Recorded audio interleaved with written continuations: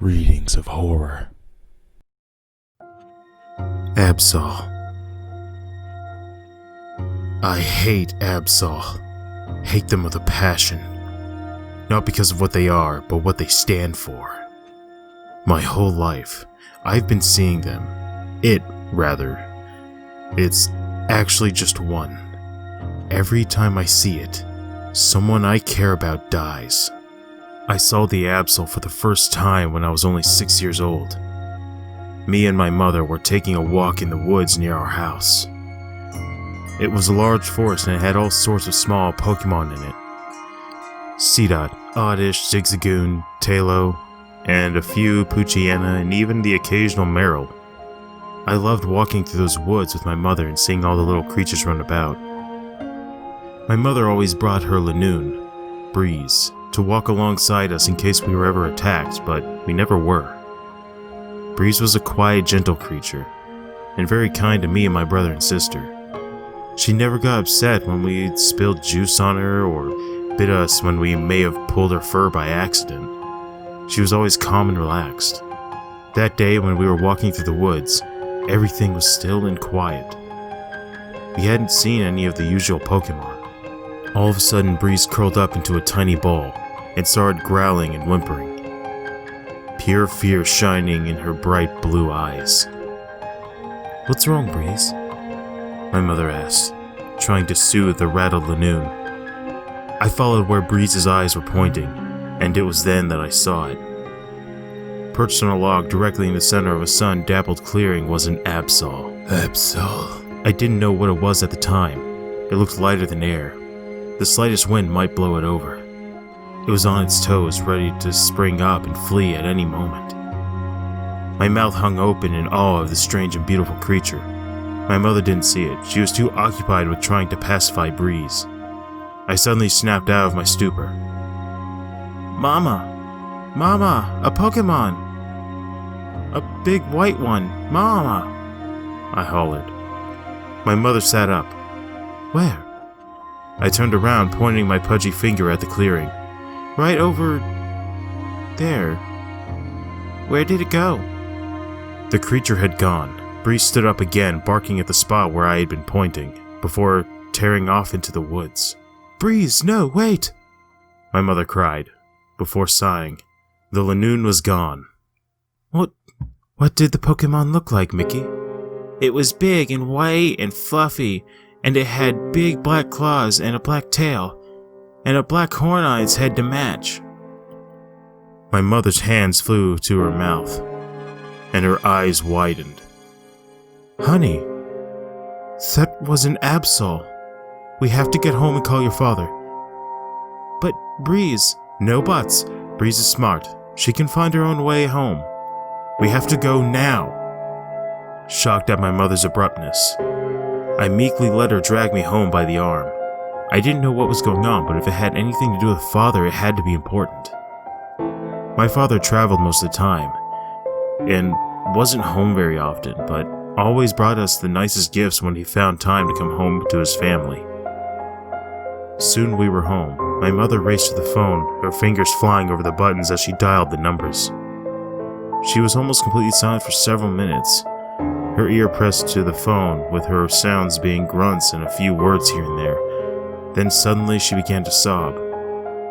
Young as I was, I knew something was wrong, even as she hung up the phone trying to contain herself. "Mama, what happened to Daddy?" My mother looked up, her eyes red, before hugging me and beginning to sob again. It was then that I knew my father was never coming back.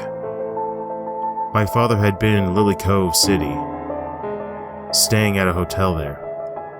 He had been there to visit Mt.Pyre and catch some Pokemon indigenous to that area, as well as check out the Safari Zone.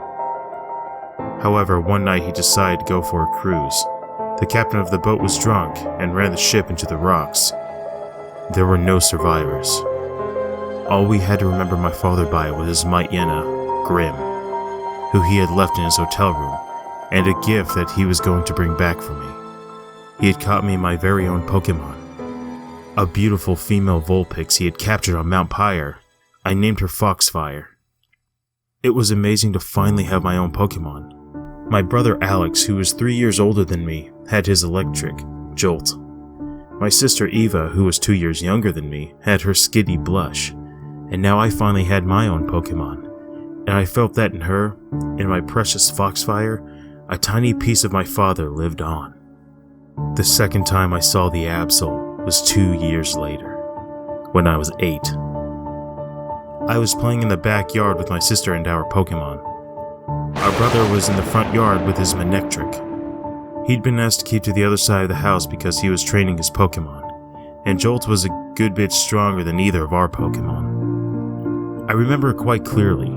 We had all dressed up in eye patches, bandanas, and fake peg legs, and even our Pokemon, and we were all pretending to be pirates searching for buried treasure. We were making believe that the occasional bolts of lightning dancing away from the front lawn were the approaching storm, a typical child's game. I was supervising as my loyal Foxfire swabbed the deck with her tail.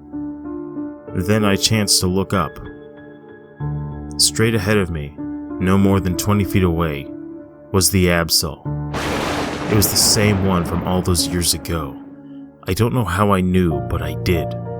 My Vulpix, noticing that I had stopped giving orders, looked up to see what it was that I was staring at. She saw it too. The beast gave a low guttural growl of its own name, Absol. and suddenly we heard the blood-curdling scream from the front yard, accompanied by a shock of lightning.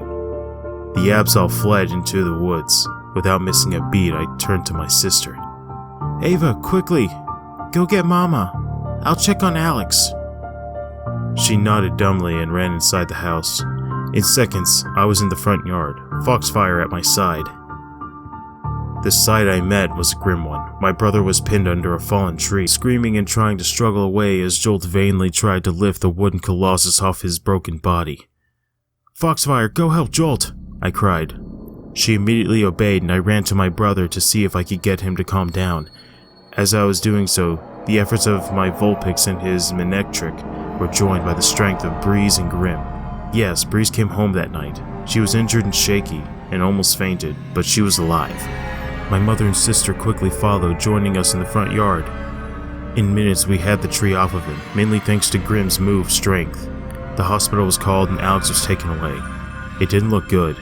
8 broken ribs, a fractured collarbone, his spine and neck were both badly cracked, and both of his legs and hips were shattered. Apparently, while my brother had been training, he had failed to notice the lightning rod embedded into one of those trees. One of Jolt's attacks had been pulled to it, and the old tree was too weak to remain standing and fell on Alex.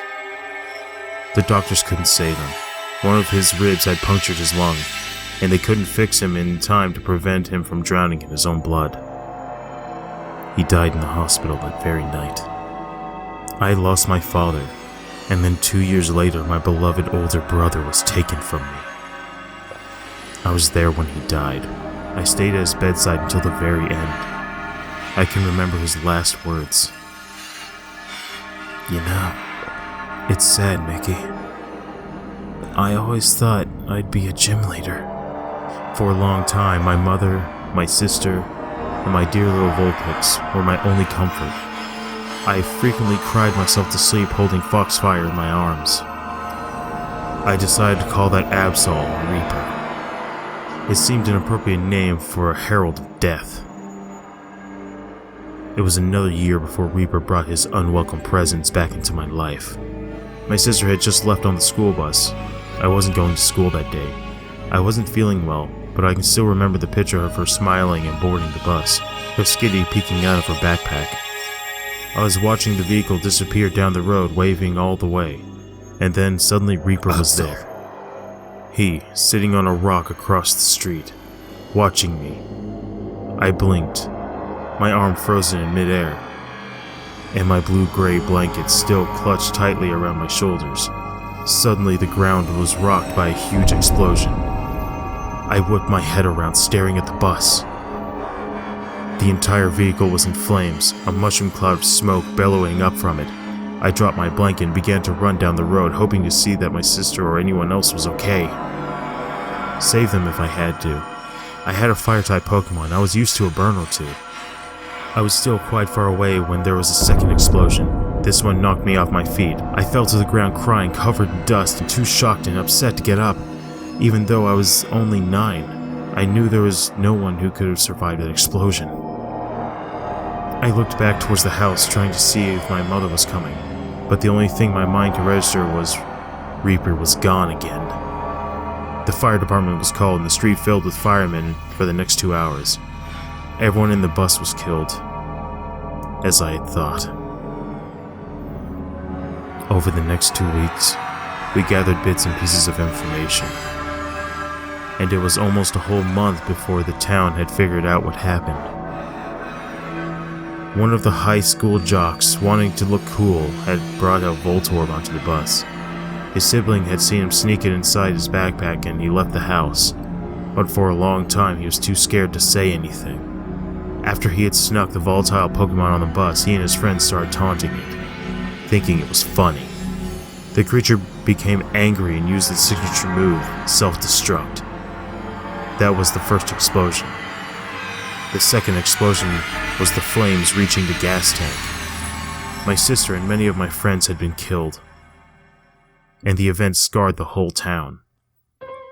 No one really talked about it, but there was a silent recognition that hung in the air for months, sharing the hurt and the fact that most of us had lost a friend or relative in the tragedy.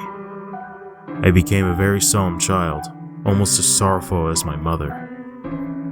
I was in great pain, but I can't even imagine what it was like for her, losing her husband and all but one of her children in a short 3 years. My darling Foxfire was my only joy left. She was so sweet, always trying her hardest to cheer me up and make me laugh. I never did laugh. I was hurting too badly for that. But I made sure she knew I appreciated her trying. For 3 years I was solemn. For 3 years Foxfire did her best to bring me joy. For 3 years I felt peace. A grim, ugly, empty kind of peace. A peace full of finality. The kind of feeling you get when you have just had a victory, but at a cost. But 3 years of peace nonetheless. For 3 years, I thought the death was over. But for 3 years, I was dead wrong. The day was overcast and gloomy. It perfectly suited my mood. Earlier, I had found a box of some of my siblings' things, and so my head was clouded with the sorrow of their deaths. I was walking through the backyard, hoping the fresh air would clear my head a little. Foxfire was trying to cheer me up as usual. She was doing something particularly funny. She had found an old hat and scarf of my mother's and was strutting around wearing them like she was a supermodel.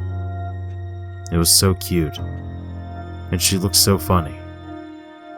And she was just trying so hard for me that for the first time in years, I almost felt happy. As we walked by the well, she jumped on the edge and began to saunter around on 2 legs, pretending it was a catwalk. She looked so comical doing that the edges of my face seemed to crack a little as I finally gave a pained smile. My eyes were watering in the borderline of what were almost tears, but I was ever so slightly smiling. And then I saw him.